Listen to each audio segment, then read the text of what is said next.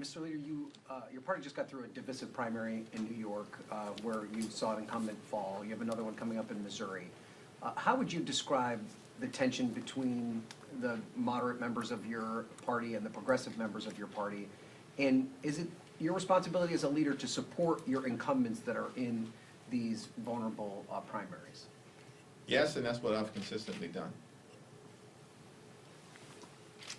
In the Bowman primary, we saw AIPAC, Super PAC spend upwards of $14 million. Do you think that type of spending is appropriate? And many Democrats on the left of your caucus have forcefully called it out. Do you join with them in condemning that type of outside spending?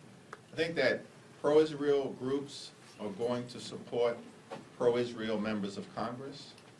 Pro-reproductive freedom groups are going to support pro-reproductive freedom members of Congress. Pro-climate groups are going to support pro-climate members of Congress or candidates who are out in the communities throughout the country.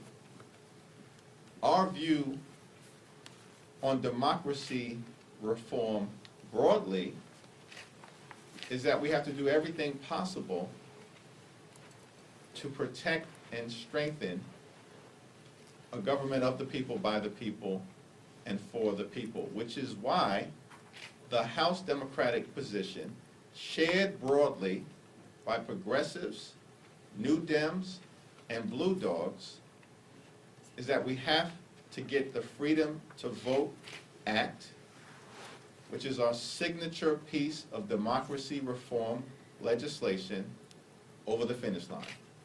In this Congress, the Freedom to Vote Act is H.R.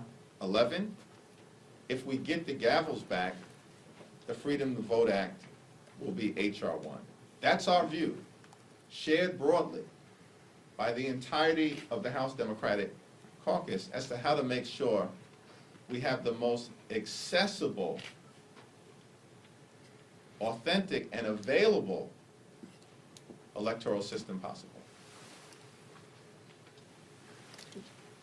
Second row. You go.